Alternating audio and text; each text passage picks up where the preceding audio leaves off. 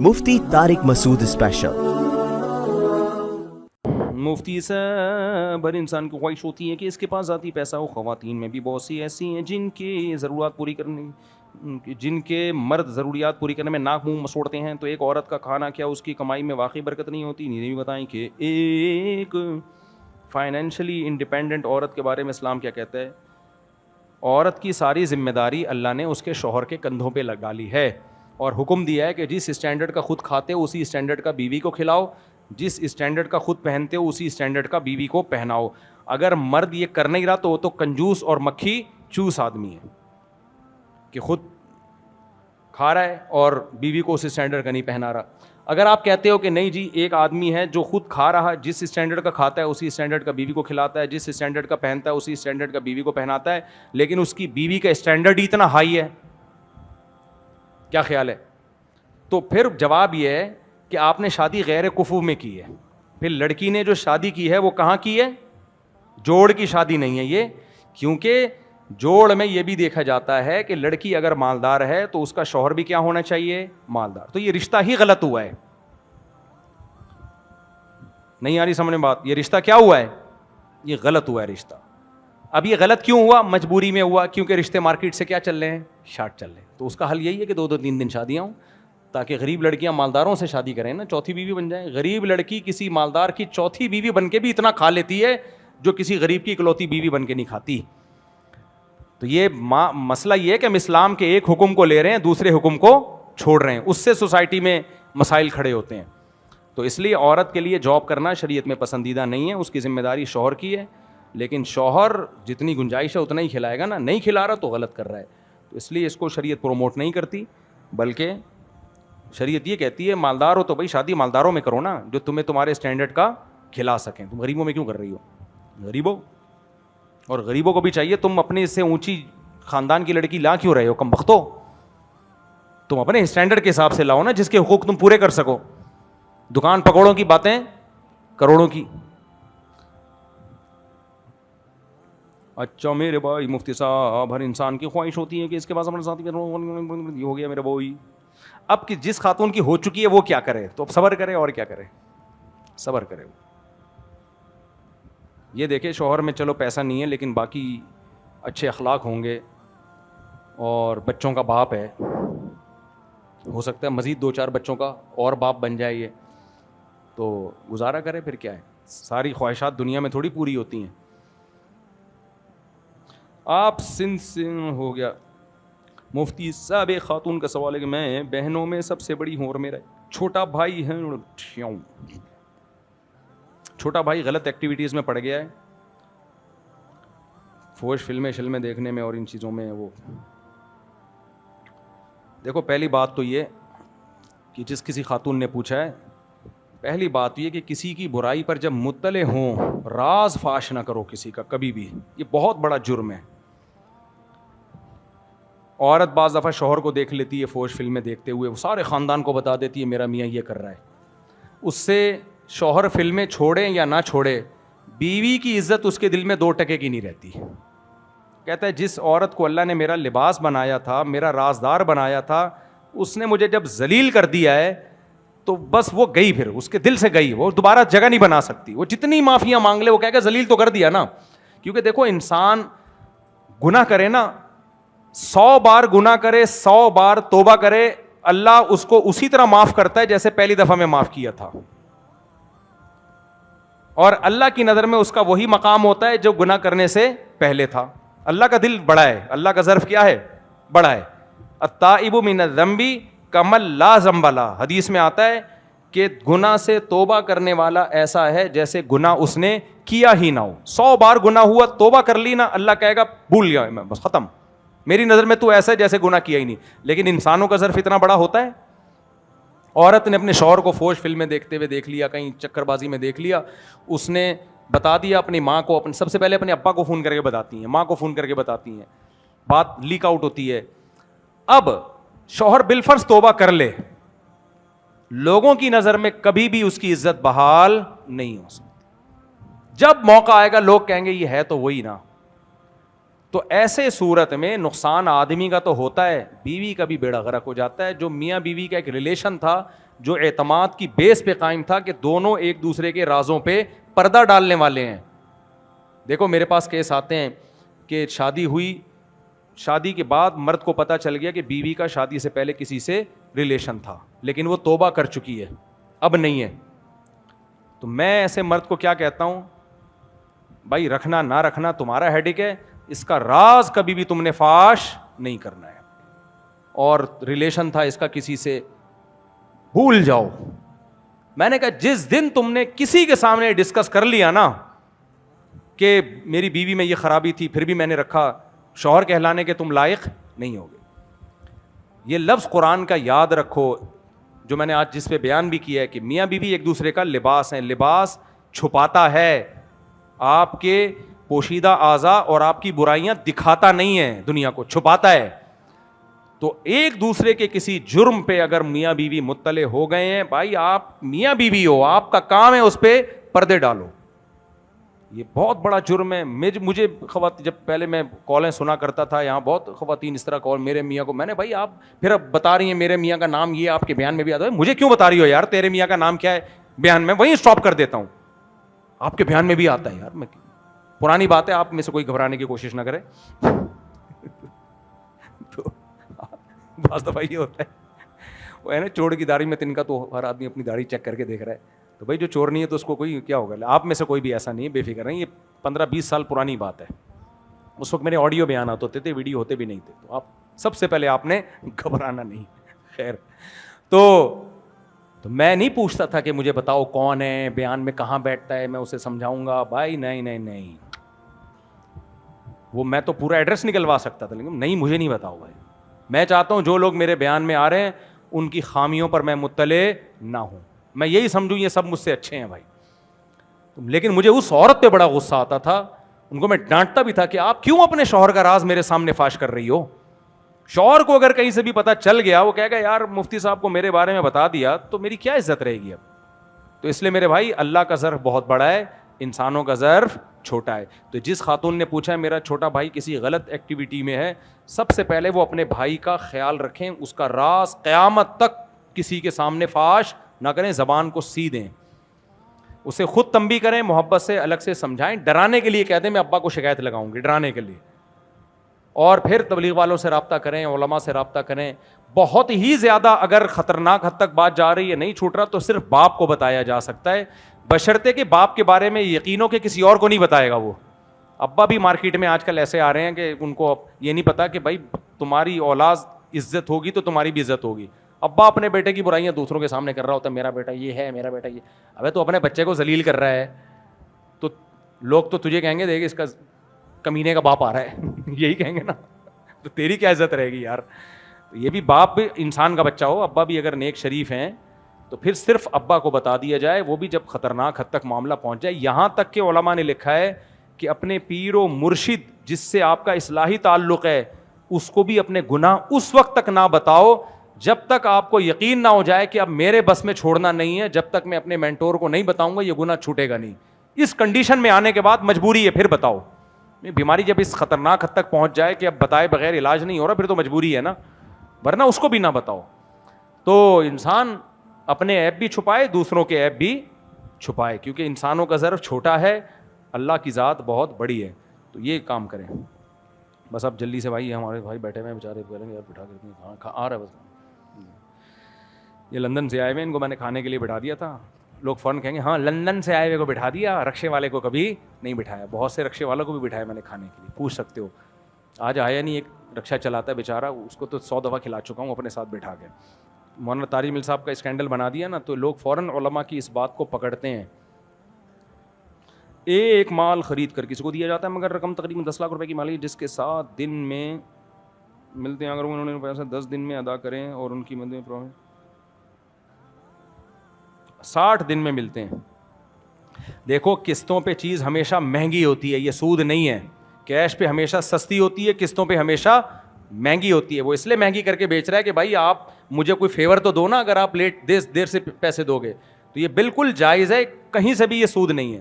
سود جب بنے گا جب آپ کسٹمر کو یہ آفر کرو کہ یہ چیز قسطوں پہ کیش پہ 100 روپے کی اور قسطوں پہ 150 روپے کی.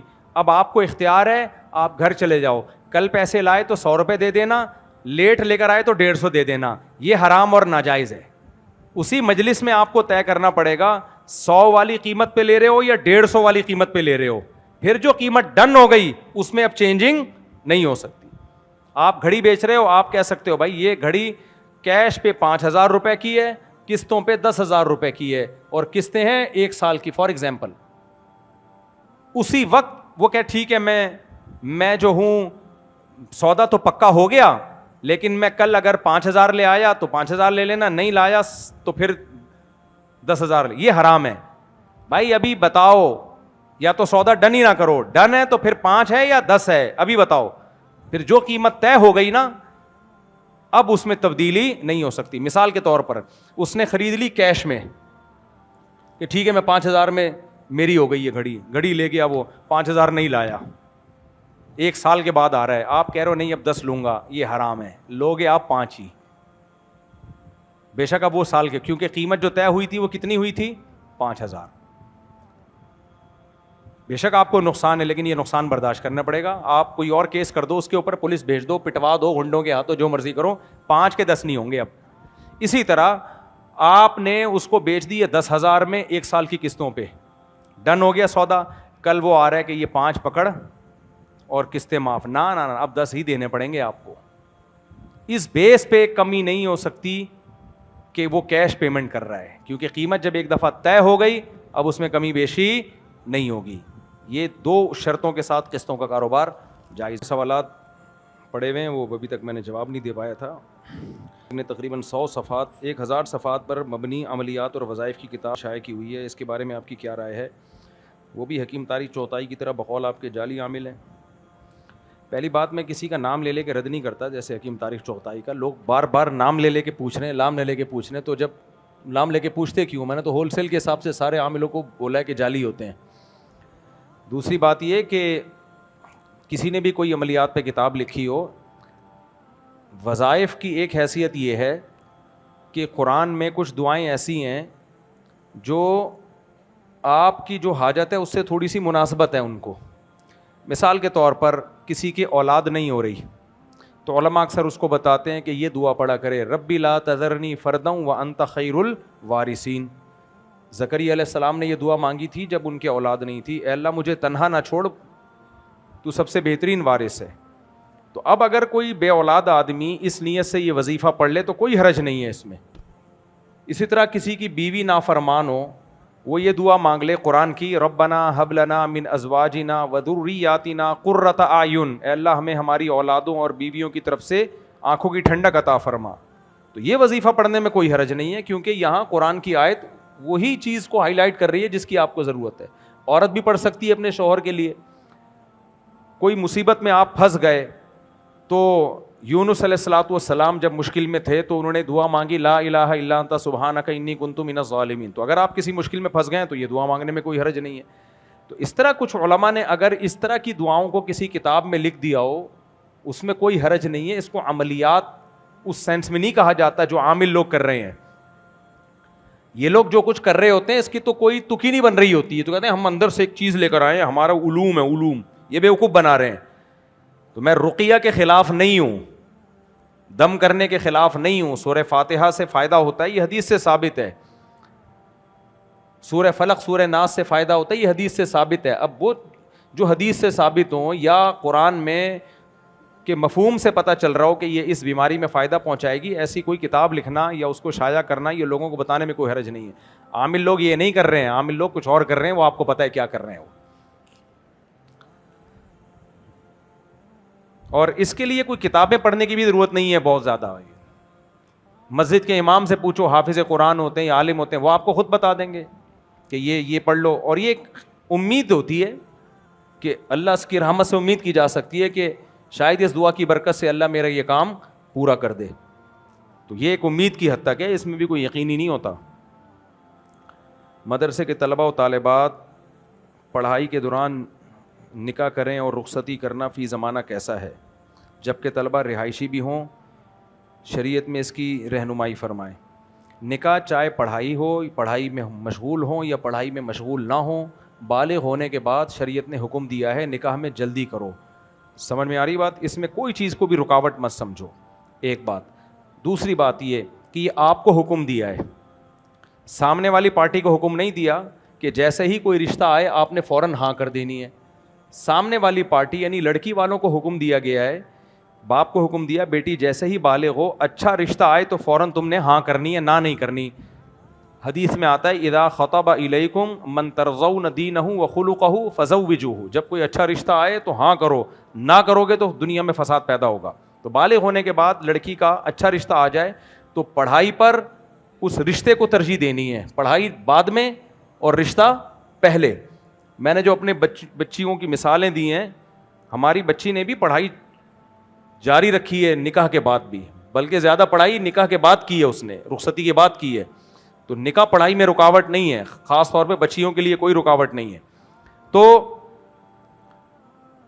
اب مسئلہ یہ ہے کہ لڑکی کے باپ کو تو حکم دیا گیا جیسے ہی کوئی اچھا رشتہ آئے نکاح کر دو، لیکن اچھا کہتے کس کو ہیں؟ اچھے میں بہت ساری چیزیں دیکھی جائیں گی. آپ کو تو شریعت نے کہا نکاح کرو، لیکن سامنے والے کو تو نہیں کہا نا کہ آپ سے کرے نکاح. وہ سامنے والے کو یہ کہا ہے کہ یہ دیکھو اگر یہ پڑھ رہا ہے تو اس کو بولو بھائی تم کھلاؤ گے کہاں سے؟ تو آپ جب پڑھ رہے ہو کوئی سورس آف انکم ہی نہیں ہے تو ذمہ داری کیسے اٹھاؤ گے؟ ہو سکتا ہے آپ کو میرا باپ ذمہ داری اٹھائے گا، تو لڑکی کے باپ کو یہ حق ہے کہ وہ یہ دیکھے کہ واقعی اٹھائے گا کہ بھی نہیں اٹھائے گا اور کتنے دن تک اٹھائے گا. تو اس کو یہ حق ہے کہ وہ آپ کو انکار کر دے اس بیس پہ کہ آپ کی کوئی انکم نہیں ہے. اس کو یہ رائٹ ہے، یہ اس کا کام ہے، فیصلہ کرے وہ.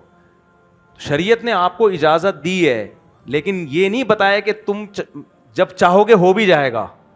اللہ نے آپ کو ترغیب دی ہے تلاش جاری رکھو اور جو جو رکاوٹیں ہیں ان کو دور کرنے کی کوشش کرو. اب ایک رکاوٹ یہ بھی ہے کہ تمہاری کوئی سورس آف انکم نہیں ہے تو کچھ کمانے کی بھی کوشش کر لو. ایک رکاوٹ یہ ہے کہ ابا نہیں مان رہے تو ابا کو منانے کی کوشش کرو. لیکن لڑکی والوں کو یہ کہا ہے کہ انہوں نے اپنا فائدہ دیکھنا ہے، آپ کا فائدہ نہیں دیکھنا. تو اپنا فائدہ وہ جب ہی دیکھیں گے جب ان کو کچھ نظر آئے گا کہ یہ کھلائے گا کہاں سے، رکھے گا کہاں. تبھی یہ جو قرآن میں آتا ہے نا کہ تم فقیر بھی ہو تو نکاح کرو، اس کی تفسیر میں علماء نے لکھا ہے کہ غریب آدمی کو بھی نکاح کرنے کا حکم ہے، لیکن نکاح یک طرفہ کام نہیں ہے، دو طرفہ کام ہے. سوال پیدا ہوتا ہے دے گا کون آپ کو؟ تو آپ ٹرائی کرتے رہو، کوئی مل جائے تو ٹھیک ہے، نہیں ملے تو صبر کرو. اب سوال پیدا ہوتا ہے جب ملنے کا چانس ہی نہیں ہے تو شریعت ترغیب کیوں دے رہی ہے؟ یہ ایک سوال پیدا ہوتا ہے کہ جب آپ کے پاس پیسے ہی نہیں ہے تو رشتہ ملنے کا چانس ہی نہیں ہے. تو یہ آپ کی بات ہے. بعض دفعہ آپ کے اندر کوئی صلاحیت ہوتی ہے، پیسے نہیں ہوتے، لیکن کوئی ایسی صلاحیت ہوتی ہے کہ اس صلاحیت کو دیکھتے ہوئے لڑکی کا باپ اپنی بیٹی دے دے گا آپ کو. یہ ہوتا ہے. ایسے خاندان سے آپ کا تعلق ہے کہ بھائی ابھی نہیں کما رہا لیکن بعد میں کما لے گا. لڑکی کا باپ کہہ دیتا ہے ابھی میں خرچہ اٹھا لوں گا. مثال کے طور پر ایک لڑکا MBBS ڈاکٹر بن رہا ہے، پڑھائی کر رہا ہے نا، وہ 2 سال رہ گئے اس کی پڑھائی میں، اب جاب تو نہیں کر رہا، لیکن لڑکی کا باپ بولتا ہے کہ یار 2 سال کے بعد یہ ڈاکٹر بن جائے گا، میں کیوں اچھا رشتہ ہاتھ سے جانے دوں.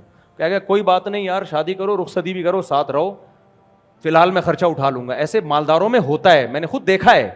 بہت سے مالدار کسی غریب کو اپنی بیٹی دیتے ہیں ایجوکیشن کی بیس پہ، کہتے ہیں کوئی بات نہیں، جب تک تمہاری جاب نہیں لکھتی ہمارے لیے 1-2 بندے کا خرچہ اٹھانا کوئی مسئلہ، کروڑ پتی آدمی کے لیے کوئی مسئلہ نہیں ہے. جو 1 کروڑ ماہانہ کما رہا ہے اسے کیا جا رہا ہے اس میں؟ وہ کہے گا یار داماد کا خرچہ بھی میں اٹھا لوں گا، فی الحال تو ان کو پتا ہے بعد میں کما لے گا، ڈاکٹر ہے کہاں جائے گا یہ. تو ایسے بھی کیسز ہوتے ہیں.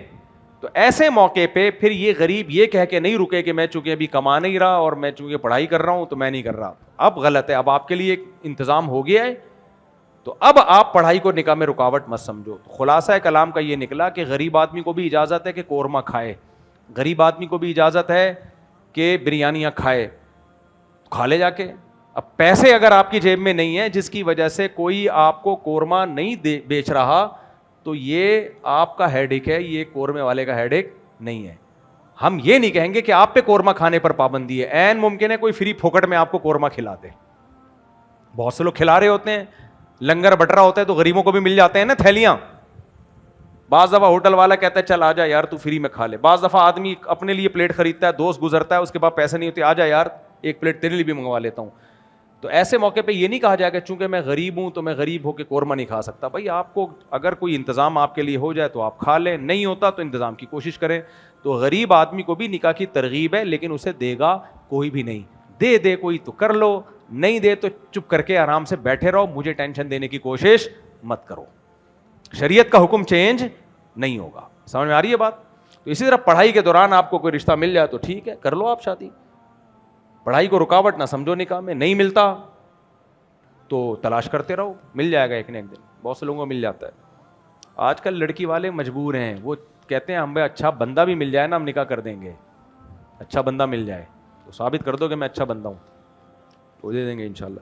یہ بہت سارے اعتراضات مجھ پہ کیے ہیں انہوں نے. یہ ہو گیا بھائی